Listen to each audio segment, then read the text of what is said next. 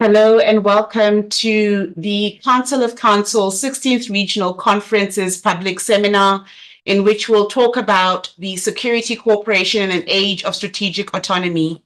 Before I invite my panelists up to the stage, I welcome Ms. Esther Bremer, who will give a brief introduction of the Council of Councils. It is so good to see everyone here. My name is Esther Brimmer from the Council on Foreign Relations. We're delighted to coordinate the Council of Councils, which brings together 27 think tanks from 24 countries. We meet both in the annual conference and in the regional conference, and we're delighted to be here in South Africa with our partners for the regional conference, and we thank you for your gracious hospitality. The Council of Councils recognizes that the challenges of the 21st century are global, and that we need to be speaking together, and that think tanks, as institutions that explore and come up with policy ideas, need to be part of that conversation. So we also publish online global memos and global perspectives based on the scholarship from our institutions around the world. And we also think it's important to engage in the public debate. And hence, at the end of every one of our conferences, we have a public session, such as this one. Again, thank you to our hosts at ISS. Thank you very much, Esther. A special welcome to our online audience. We see all of you coming into the room, and we certainly will wait also to hear your inputs and your insights. My name is Ottilia Maunganidze. I head special projects here at the Institute for Security Studies, and it's an extreme honor for me to moderate this 1-hour discussion that we'll have on security cooperation, the age of strategic autonomy. To lead us in the discussion will be the Executive Director of the ISS, Dr. Fonte Akum, if you can come to the stage, please. The Director of the Africa Program for Chatham House, Ms. Tigisi Amare, and finally, the President of the Council on Foreign Relations, with whom we have co-partnered and co-hosted both the 16th Regional Public Conference, but then also the seminar, Mr. Michael Froman. There is much at the present moment that we don't know.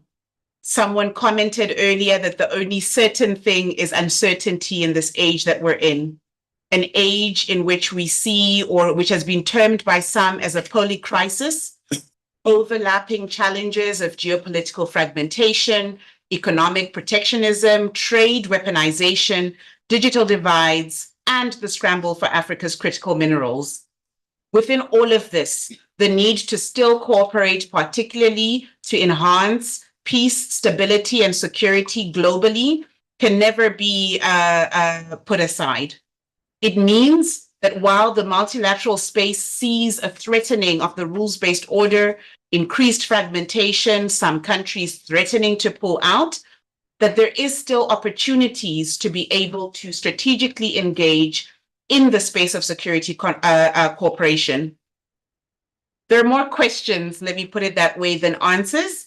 But I trust that our 3 panelists will be able to, if not give us the full answers, at least introduce us to some key concepts that allow us to unpack the various interpretations of what it means to have strategic autonomy in this time and age, but also to what factors are contributing to this rise of strategic autonomy. And then finally, what is the future, if any, of alliances? What would they look like? Who will be part of it? And will they be guided only by national interest, or will they be for the global common good? This event is being live streamed, which means the Chatham House rule does not apply. If there's anything you wouldn't say in public, don't say it here. I'll turn first then to you, Fonte, for your initial. Thanks very much, Ottilia. Thank you, colleagues, as well, and online audience for joining us here today. A couple of reflections picking up from where Ottilia left off. The world has been described as increasingly fragmented. But the work that the Institute does actually points to a divided world at the moment. And the interrogation about security cooperation in an age of strategic autonomy actually goes beyond just security cooperation, at least if you're an African player in the global context at the moment. A number of factors are actually important. The first of which is power, and the second of which is just capabilities, which basically delivers the kind of leverage that you need to operate in the current global context to respond to some specific questions as well. The second is that you cannot speak about security cooperation as an African player in this space without interrogating issues of defense and security, development financing, but also diplomacy. And here it's worth acknowledging the diversity of players in the African space, 55 African countries, if you're looking at the African Union, but 54 represented at the United Nations General Assembly. Different dynamics when you look at North Africa, West Africa, Central Africa, East Africa, and Southern Africa as well. Noting those dynamics, broad trends that we are seeing are trends towards the rise of sovereignty. The rise of sovereignty is actually driving what is more of a concave strategic interdependence, which is a drive towards interdependence within the continent, basically with the African Continental Free Trade Agreement providing that impetus, but also a drive towards partnership diversification with a number of different others externally and from outside the continent. And if you look at it in that way, a lot of African players have to work within their immediate neighborhoods to build partnerships, while at the same time factoring ways in which they can actually address security, development, and diplomatic needs through external partnerships. And for most of the world, you're surely aware of the Africa Plus One engagements. Two Africa engagements are taking place in Rwanda later next month. And basically, through these partnerships, the aspiration that's articulated within the second 10-year implementation window of Agenda 2063 is, first of all, that each African country rises to middle income status. So there's a developmental aspiration there. The second is articulated through the performance of some of our Sahel countries is basically greater autonomy in deciding their outcomes, although that is hardly translating into more autonomy in the security space, given the threat they're facing from violent extremism and terrorism. However, in other spaces, the articulation of this concave strategic interdependence is actually about the kind of partnerships that can provide the bedrock for infrastructure development, investment in agriculture, but also the full operationalization of the AFCFTA, which provides a basis for Africa to reap its demographic dividend over the next 10 years. I'd leave it at that for now as a framing from my perspective. Thank you. Thanks a lot, Fonte, for that. Tigist, some people that are in this room, some that are not, heard you earlier saying diversification of partners can only go so far.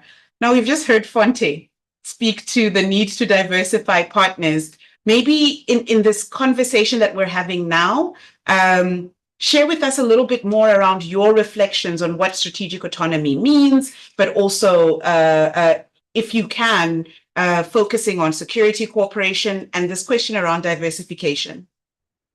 Yeah, sure. That was a really good way to start, Fonte. So first up, just as a reflection, what does strategic autonomy mean? It can mean different things depending on where you stand. It's of course does reflect geopolitical realities, but it's also about history and experience of dependence. So, for example, it will mean two different things for Europe and Africa, for example. The term itself has been associated for a very long time with Europe in the 1990s, and it was part of a project of being more integrated defense within Europe. That has been expanded to integrate economic resilience as well as its ability to act autonomously, essentially. In Africa, the history and experience of partnerships over the years has meant that the strategic autonomy is more about sovereignty, its ability to Africa's ability to develop, to decide on security partnerships and Africa's future on African terms, essentially. And within that, it also means diversification of partnerships as a mean of being able to assert its own kind of influence, its own kind of sovereignty, whether this is around partnership, whether it's around trade and development. Right. There is something, and I'll come back to you in a moment, but we're going to turn to Michael to hear your initial thoughts and reflections. And if you can add on to that, what you think about this concept around sovereignty and still having that strategic autonomy. Well, first of all, thank you very much for having me. Pleasure to be on the panel with all of you. And I just to build on what Tagis said, I think it's an important starting point about what we really are talking about on strategic autonomy. As she mentioned, there's been a long discussion of it in Europe and between Europe and the United States, particularly around NATO, but also between the US and other parts of the world, particularly in the current environment where the US administration has taken a somewhat different approach to alliances, partnerships, and has indicated that it wants to perhaps pull back from some of those alliance commitments, or at least redefine them.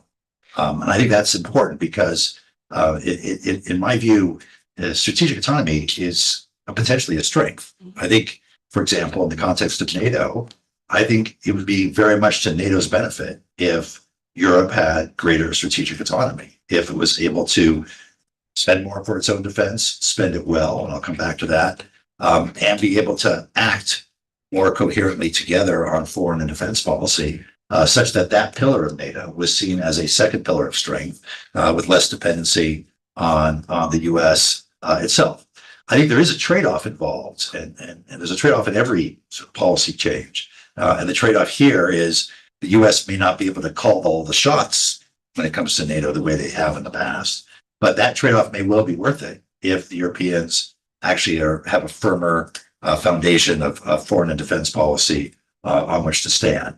We've seen a lot of progress over the last year after sort of years of effort to try and encourage the other NATO partners to spend more on defense. They've all committed to spend more on defense. Now the question is, will that money be spent well? What will it go to? Will those parties, particularly in Europe, we have Canada here, we have other partners, will they spend the money in such a way as to reform their defense industrial base towards a more rational outcome? You know, not every country needs to produce its own tank. Not every country needs to produce its own air defense system. And this is a good opportunity when resources are constrained for Europe to get its defense industrial base act together, even if it involves potentially buying fewer American weapons over time.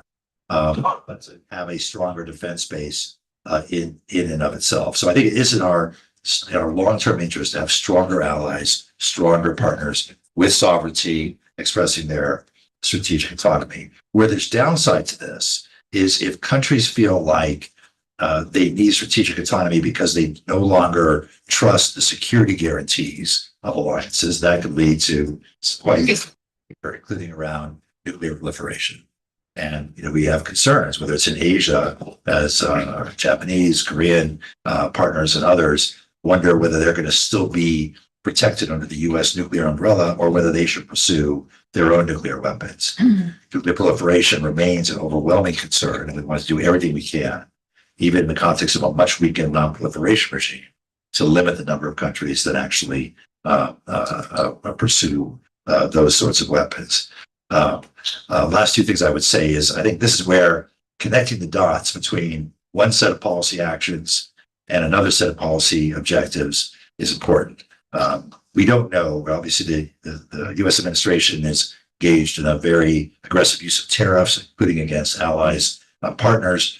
We don't know whether that will have spillover effects into the area of security cooperation, or whether over time people adjust on the economic side and still see their national interests very much being aligned in such a way that even if they're developing more strategic autonomy, they are doing so in the context of a stronger and firmer alliance. And the last thing I would say is, despite all the changes at the political level that are going on right now, and lots of noise about alliances and partnerships, from conversations I've had, others have had with our military folks, it sounds like military to military cooperation is proceeding in exactly the same way it was before. The same kind of exercises are going on, the same kind of exchanges are going on. And however people are debating strategic autonomy or whether the alliances have changed in some fundamental way, the militaries continue to work very closely together to ensure that degree of security cooperation, and that's a positive sign.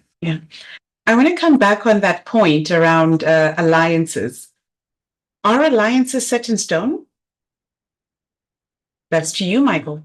No, not necessarily. I think alliances take a long time to really develop, the trust among parties, and oftentimes the institutions and the forms of cooperation. Again, NATO being the most advanced of those, but we now have AUKUS. We have our relationships with Japan, with Korea, with Thailand, and others. So you can have changing alliances. You can have new alliances come up, or organizations that don't necessarily start as formal alliances but become effectively one. Whether that's the Quad or any number of other minilaterals, as we've been discussing, that might develop. So I think they could evolve, but they could evolve to take into account different kinds of challenges, different notions of security, and where the security opportunities are. Think about what's happened in the Middle East over the last couple of years. The idea that the US, UK, France, Jordan, UAE, Saudi Arabia, and Israel would all be cooperating in a very sophisticated operation to prevent Iranian missile attacks. That is it's not necessarily a formal alliance, but it's a form of security cooperation that was unimaginable a few years ago, and now has developed a real habit of cooperation. And so I think there's opportunity there for dynamic change. Tikista, do you agree? Yes, to a certain extent. I think looking ahead, I could also see a scenario where alliances become a lot more fluid and unpredictable as well. But essentially, they will not disappear. They will be there, but perhaps in a format that is different to the ones that we have been accustomed to. So, Fonte, here on the African continent, we're seeing we have some of the oldest regional economic communities and mechanisms, some of them not necessarily initially formed for security cooperation. If we think all the way back to the Lake Chad Basin Commission, some of them formed out of a desire to realign, to break away. I'm talking here about the Alliance for Sahelian States. Now, when you look at some of these new configurations, vis-a-vis some of the older ones, do you see efforts towards using smaller alliances as a mechanism to still have strategic autonomy, but to do so with your brothers, say? We've been talking about coalitions of the willing, and I think it's worth introducing that to the conversation at the moment, because we're going through sort of a reset in regional economic communities. There's a reconfiguration at the level of the East African community, but a fracture at the level of ECOWAS at the moment. However, it's worth noting that the emergence of new responses to threats faced from the Sahel all the way to the Horn of Africa have basically driven the emergence or the militarizations of previously hydraulic regional mechanisms like the Lake Chad Basin Commission. And that's one case where the necessity has basically driven the imperative to collaborate to address a specific threat, which in the Lake Chad Basin Commission's case would be Boko Haram. But in the Sahel case, There was the Joint Force G5 Sahel as well, which emerged and then floundered, basically as elected governments were swept away by coups as well. And within a framework of changing geopolitical relations as well and changing relationships between the countries in the Sahel and countries from Europe. So there is a reconfiguration taking place on the African continent, and it's worth interrogating some of the factors that are pushing that reconfiguration. The first of which is an imperative to effectively address the immediate threat at the moment, which for many is the threat of terrorism. The second is to have sustainable responses which incorporate the climate challenge to the responses to terrorism as well.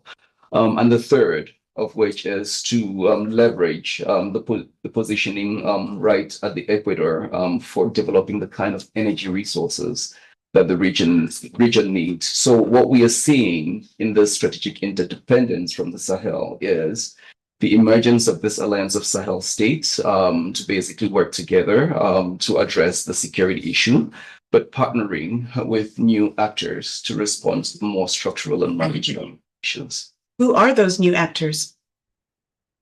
Well, on the security side, it would basically be Wagner and then the Africa Corps, an informal way of engaging with Russia, which is present in that space. However, there are other actors, including Turkey, and of course, the United States was in the Sahel a couple of weeks ago to re-engage with some of those actors as well. So within the context of strategic autonomy or strategic interdependence, there is quite a bit of transactionalism, which is at play as well, which is driven by a realism of what do I get out of this interest-driven engagements. And I think we'll see a lot more of that going forward. I mean, you spoke to transactionalism or mercantilism, whatever you want to phrase it, and I think about the fragile but somewhat holding arrangement in the Democratic Republic of the Congo, even as we see a proliferation of new actors. And by those new actors, I'm talking locally bred new actors. You mentioned specifically how the urgent threat of terrorism or violent extremism is one that needs to be addressed, ideally, I suppose, from what you've said, by the countries directly impacted themselves, but with the collaboration of their partners. Now, a tricky one. What happens if these three, let's use the three Sahelian states, what happens if they are able to stabilize themselves, but by doing so, displace the terrorism to the coast or towards the east? Well, the fact of the matter at the moment is there are already interconnections, whether in the financing of terrorism or operational supply chains that support terrorism in the Sahel that connect them to the coast of West Africa, but also to North Africa as well. So acknowledging that there is a necessity for a more full spectrum sort of engagement to address the issue, which is more geographically expansive than just the limited prism provided by the Alliance of Sahel States. And it would actually extend even beyond just ECOWAS dealing with the issue. We would have to integrate a degree of inter-regional cooperation as well, beyond just security.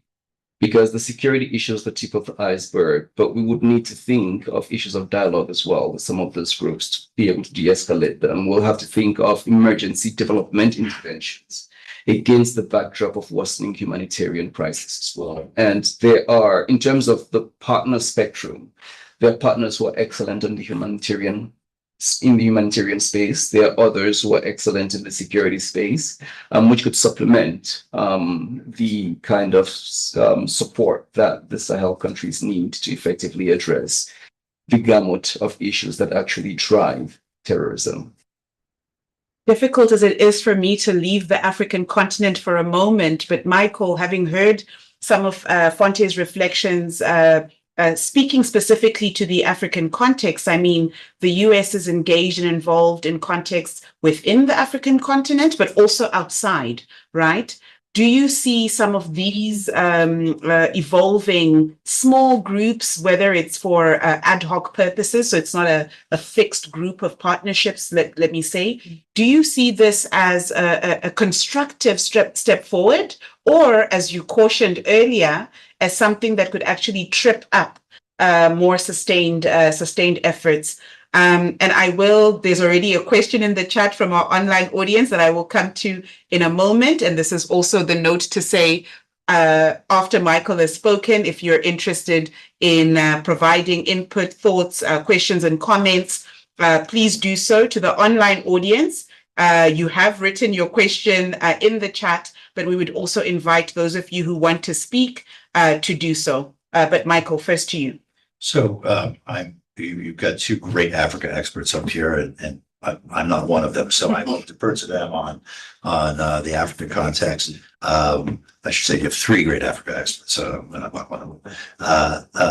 Well, I do think on the issue of coalitions of the willing, these informal, I think they could be very powerful. I think they could be very important as ways of bringing countries together to create habits of cooperation, creating standard operating procedures to deal with issues as they arise. And I think they ought to be pursued, even if they're not formal alliances or formal partnerships, but they create real opportunities. And I know from a security point of view, our military in all the regions in which they operate, Latin America and Africa, elsewhere, they're often working with local partners, training, exercises and the like to further develop those kinds of relationships should there be an instance where they need to engage together and provide security in a tough situation. So I think it's a very but you're also speaking to flexibility and agility within that. So just because we've partnered on this particular arrangement doesn't mean we'll always partner. The question that we have in the chat is how are ad hoc, and I'm going to change it a little bit because they focused on Africa and I want to broaden the conversation. How are ad hoc security initiatives reshaping our understanding of collective security? Are they a sign of short-term pragmatism or institutional innovation, or are they perhaps rather as a result of fragmentation and a loss of coherence? And then just as I was finishing that, so think on that, Mohammed Ifan Kasmi has also put in two questions for us, three. The first is how, and this is specific to South Africa, but I would pose this to your individual points of departure. From where you're sitting, how would you actually define strategic autonomy, right? So beyond how you're seeing others give it expression, what is your definition?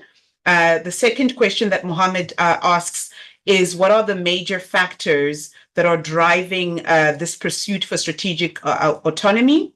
And then finally, in what ways, and this is specific to South Africa, so Fonte, if you can respond to this one, has South Africa balanced its relations between Western partners, BRICS, and African regional alliances? So those are our four questions. The first one is really around whether ad hoc security initiatives are reshaping our understanding, and then would also be interested in your definition of strategic autonomy. And then we'll take the other two as well. And then I look to the room. If you do have any questions, please do raise your hand, as we're also looking to further inputs from the online audience as well. So I'll start with you, Tigist. So I'll start with what does strategic autonomy mean to me?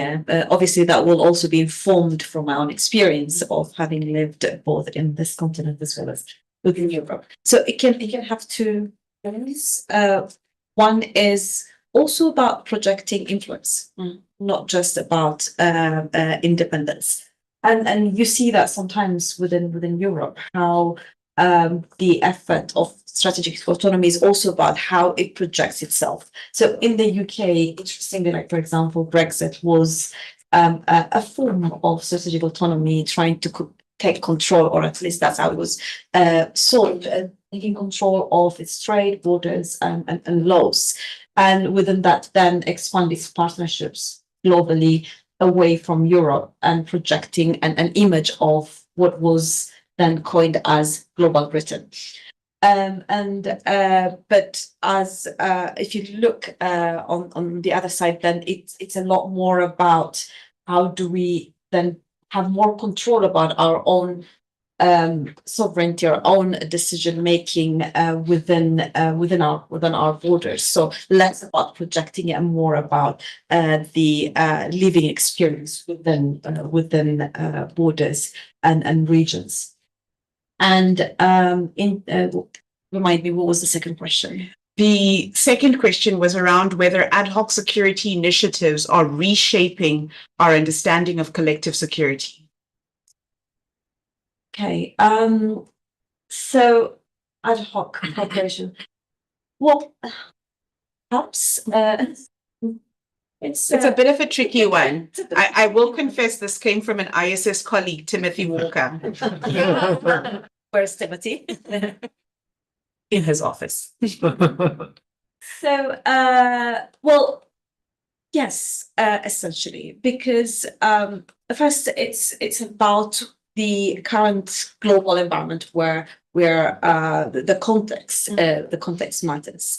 It's a lot more fragmented context that all regions are responding to. So it's essentially to the same, even though the experience of security and autonomy is different, the context they're responding to is the same. It's less security guarantee, less predictability, less trust in the global system, and so these coalitions are being created as a response to that. So will they survive beyond that? Assuming that this is a shorter period, a lived period, is still unclear. Fonte, your definition of strategic autonomy, and then what are some of the major factors driving this pursuit for strategic autonomy? I mean, I'm not sure why you would pigeonhole me into strategic autonomy when I actually spoke about concave strategic interdependence, which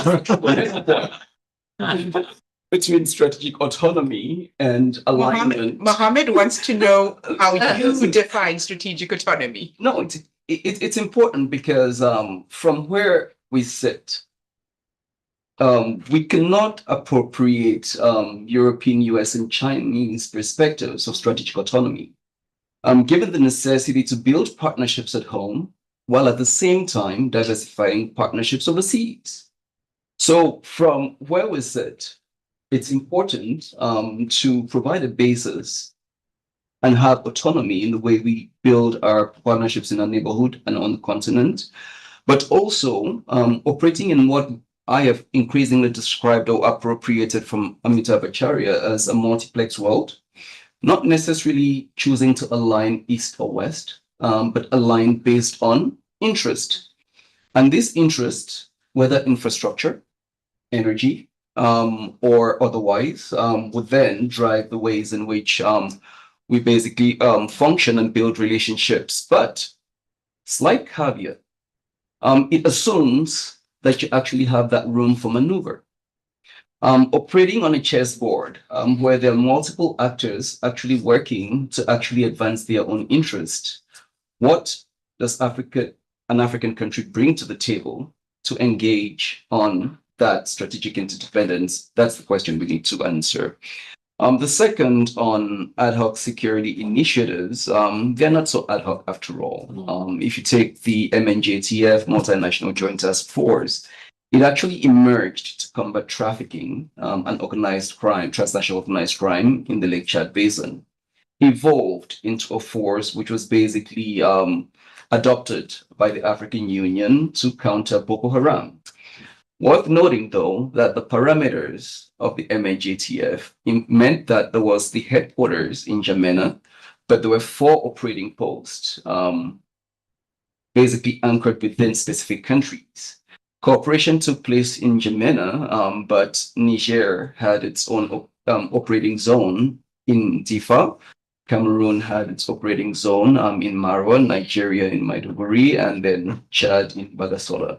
So that framework while it might be advanced as an ad hoc initiative, is one which for about 2 decades has been part of the security architecture in that space. South Africa. You just need to look to the theme of the G20 to actually understand South Africa's capacity to navigate both East and West, and if you want, center as well. In terms of solidarity, I guess you would look to a number of Chinese initiatives today to see the articulation of global solidarity and promises made on the climate issue. Now, whether those promises would be realized is another question. Equality is one of the aspects which South Africa is advancing as a means for African inclusion in actually thinking through global reform on issues of debt and financing. When you look at sustainability within the framework of the Sustainable Development Goals, I'm sure the EU would, the issue of sustainability would resonate quite well in Europe as well. So look through those themes, and South Africa basically has been able to position itself. I hope there won't be a question on South Africa's positioning on Gaza. So, Right. Well, Tim says to us he's actually in Bahrain, not in his office next door. And then Dr. Yaki Silia says strategic autonomy is about the ability to choose. And I turn to Michael for his input. Well, I was just going to add to something that Fonte said, which I'm so glad he focused on the multiplex element of this, because I think it goes to your question about ad hoc arrangements and coalitions of the willing. For the period of the Cold War, the world was sort of divided into 2 camps, at least in the North it was, between the Warsaw Pact and NATO, and including here in Africa. And come the end of the Cold War, there was a bit of a unipolar moment. And that's now good. And the question, where are we heading from here?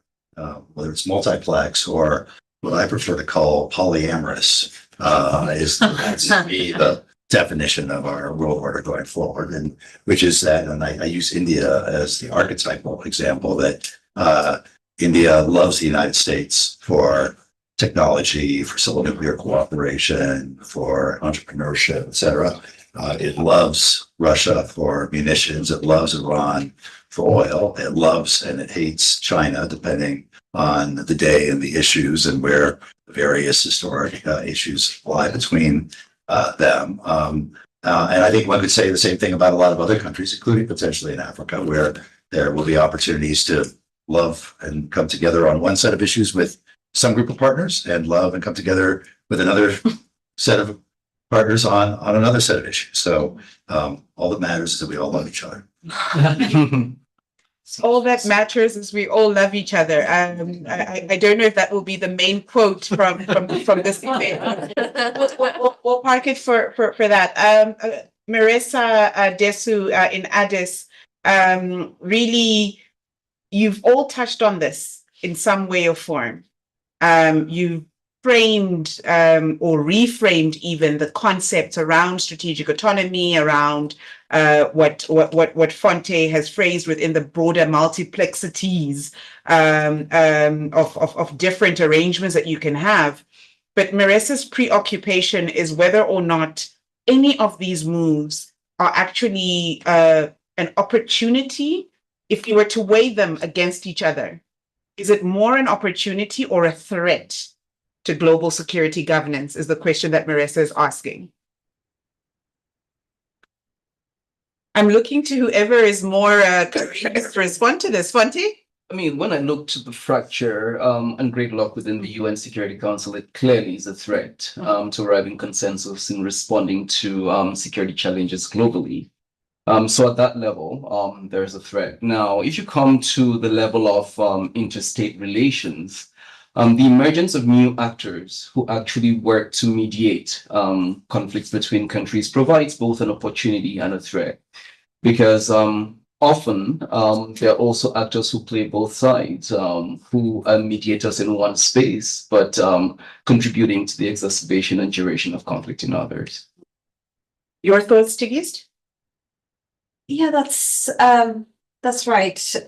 We keep on complaining how the UN Security Council is essentially frozen because of this geopolitical complexities and differences.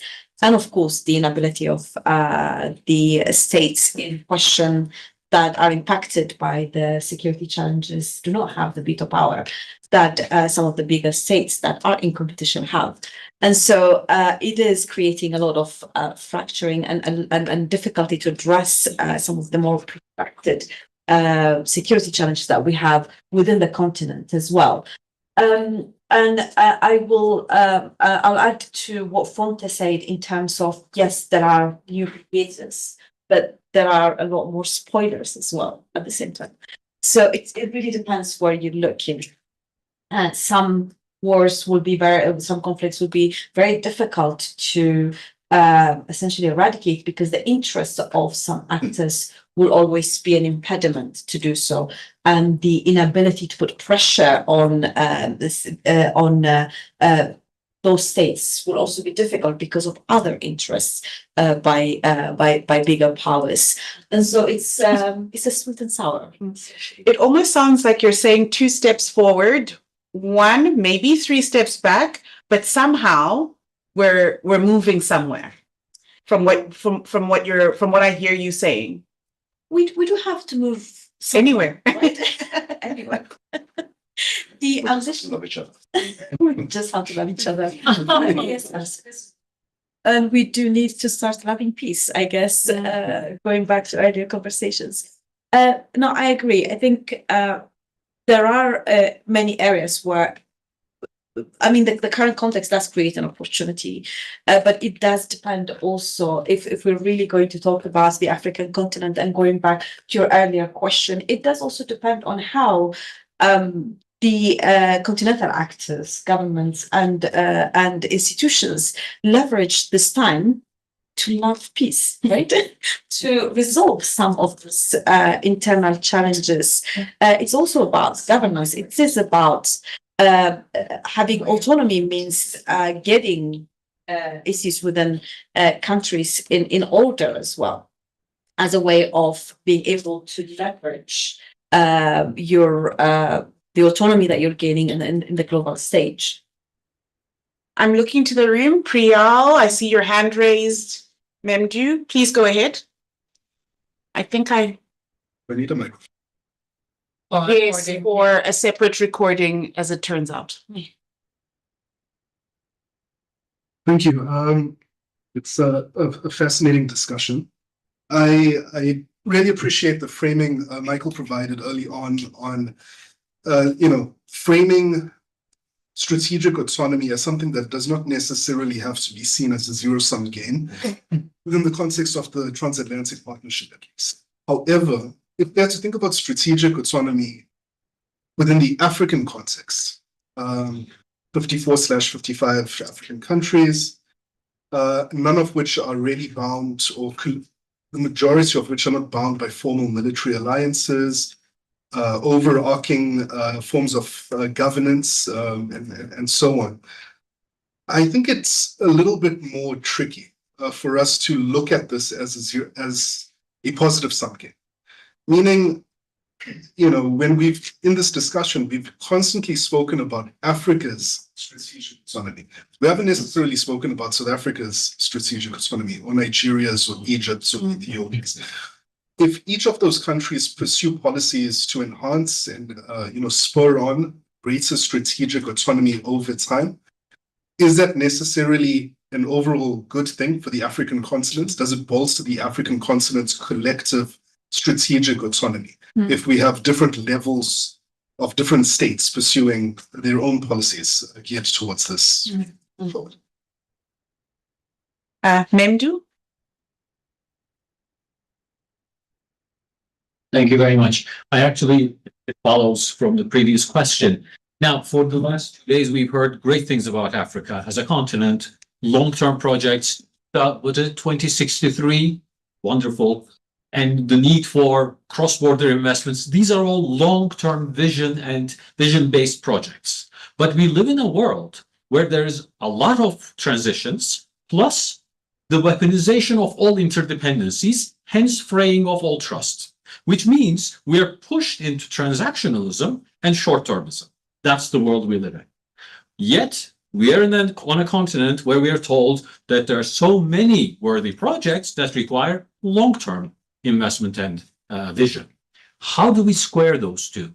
Do African countries amongst themselves have the requisite trust that can overcome this climate of distrust, loss of trust around the world that can sustain these long-term visions? Or is this just not going to happen? I mean, what holds these countries together for a long-term vision? That's my question. To Andrea.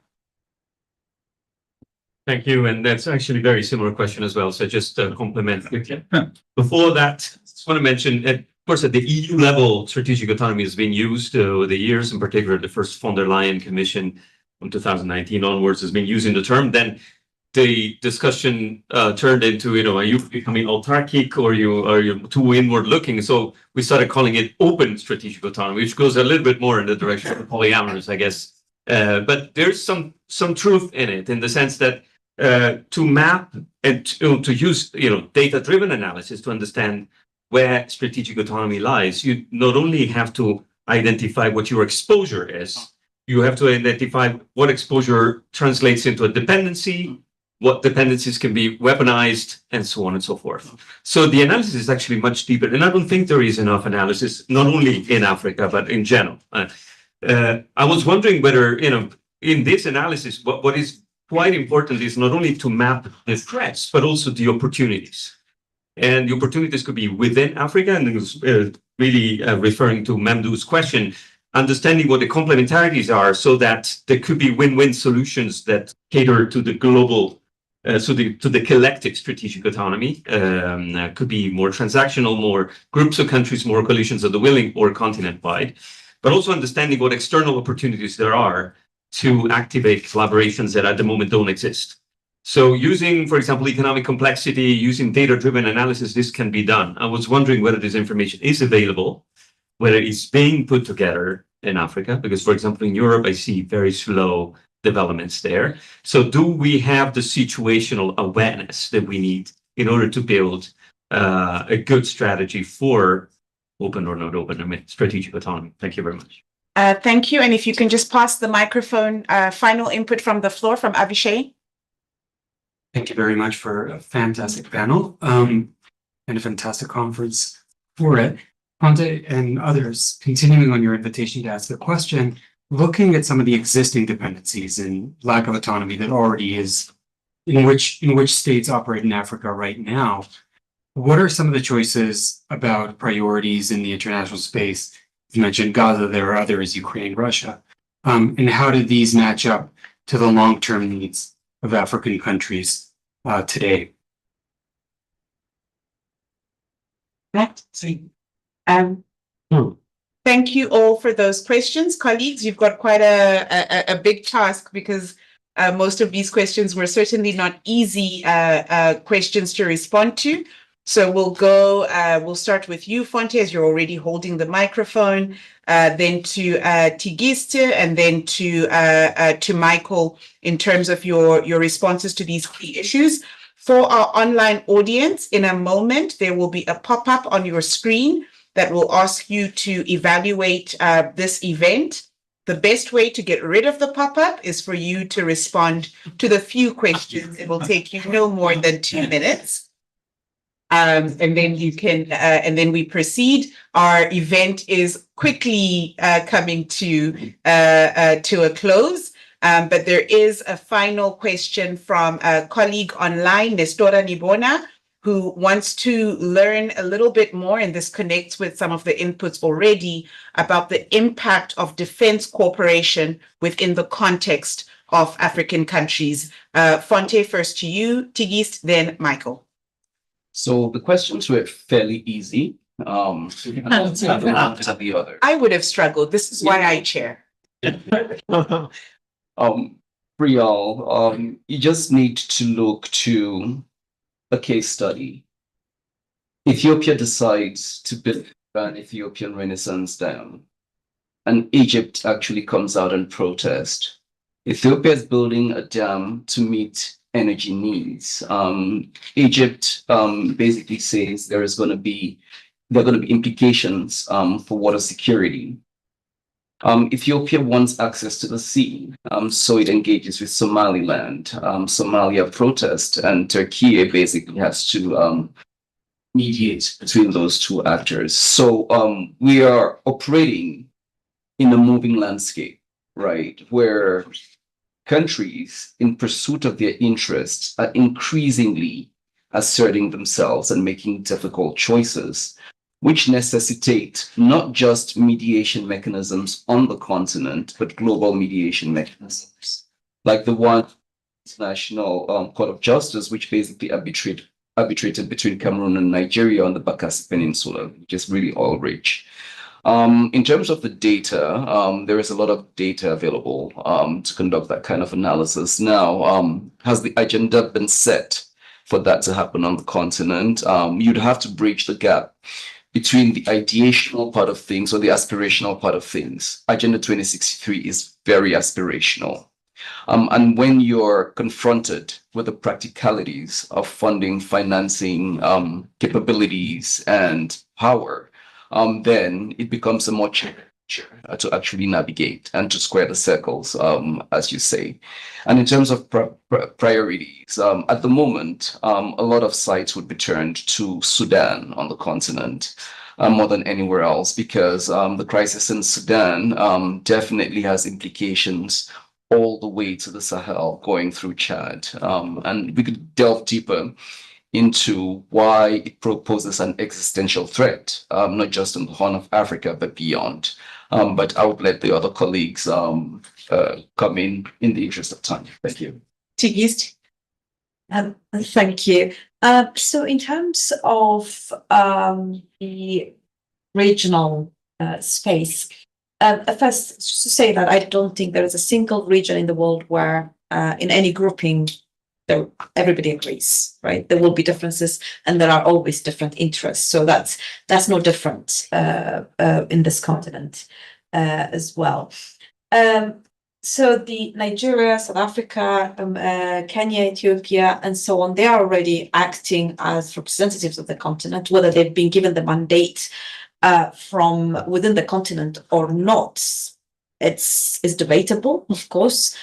Not sure within the EU, someone can correct me. Has anybody given that to Germany? Perhaps not. Some other states may disagree, but at the same time, they do see the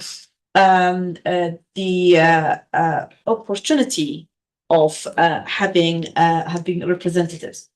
So that's but this is the difference is that some of the disarrangements elsewhere may have been created through institutionalized systems, and a less so here. There is the African Union, but membership of the African Union is essentially just being within the African continent. If there was like within the African Continental Free Trade Agreement, the FCFTA requires that you actually sign up to the FCFTA, and that there are processes that you have to go through to fully be a member. So that would be, in that context, would actually be different in terms of how states see themselves within that grouping. So that's the difficulty that we have at the moment, as I see it. Michael? So just to build on the last point, somebody had asked about, does the trust exist enough for there to be this kind of security cooperation or around these issues? I think the free trade area, the continental-wide free trade area, is a fantastic example of where trust has been built. It takes a lot of trust to enter into an FTA. You're effectively saying, I'm going to reduce all my barriers and compete against my neighbors, even though it may well have domestic implications, because it's in the broad interests of the economy over time. And the fact that Africa has done this at a time when other countries, like the United States, may be pulling back from free trade agreements, I think is really quite remarkable, and that it continues to build on it, I think lays a foundation of trust that can spill over to other areas as well. Last thing I would say, and maybe I'm abusing my position as, am I the last speaker? Oh, good. Okay. I'm going to ignore the rest of the questions and just mention something about strategic autonomy that's more adjacent to the topic. And that is, to me, strategic autonomy is the opposite of dependence. And there's been a lot of conversation about development aid, and dependency. And it strikes me that this is a time when the long-standing discussion that has been happening in Africa about doing what's necessary to really move beyond dependency on aid, even dependency on trade, and to attract the kind of investment into the continent that it needs to create value-added industries that can employ the growing youth bulge that Africa will face. But this is the time, it's a bit of a crisis. And as somebody famously said, don't let a good crisis go to waste. This is the time to perhaps for governments to finally take on the policy reforms, the investment in economic infrastructure, the kinds of things that they need to do to attract that investment. And there's the formulas are well known, what needs to be done. Sometimes they're painful. They certainly are difficult. You need political will to do it. But there's no time like the present when the prospects of development aid returning to the way it was, even if it were sufficiently effective to really move Africa to where it should be, it pales in comparison to what can be done by attracting real risk-adjusted return-related private sector investment in the continent that will create jobs, create economic growth, and create prosperity for decades to come. Thank you.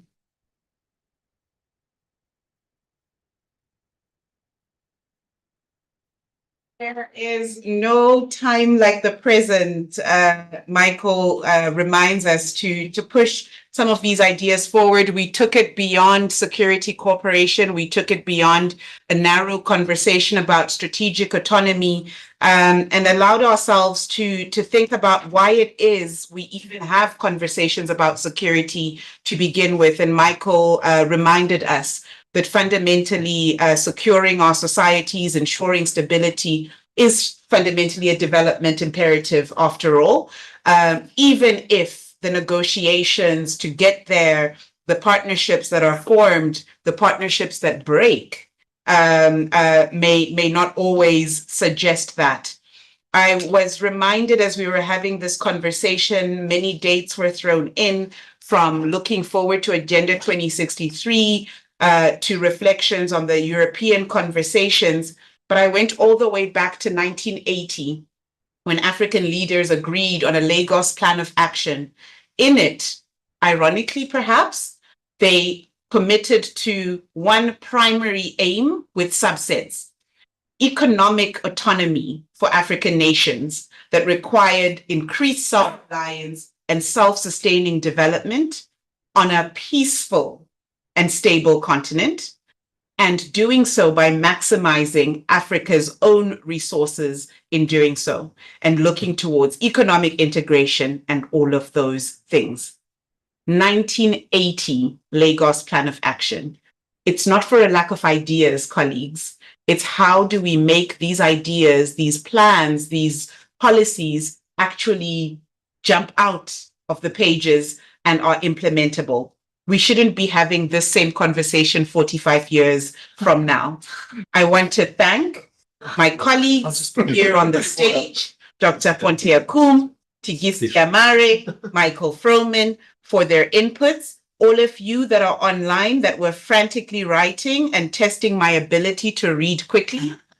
The colleagues that are in the room for your questions, comments, and thoughts, and especially for all the Council of Councils members, the Council on Foreign Relations for co-convening this discussion with us. And of course, if it weren't for our partnership forum, the European Union, the governments of Denmark, Ireland, Norway, Sweden, the Netherlands, and the foundations of the Open Society Foundation and the Hans Seidel Foundation, this event would not have been possible. With that, a really special thank you to everyone, and may we think about new, maybe revisited partnerships that are unfolding as going beyond just security cooperation and reflecting on the many elements that colleagues shared with us today. Thank you very much.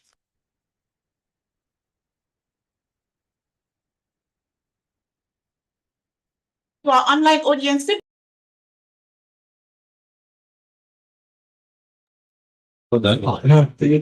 Well done.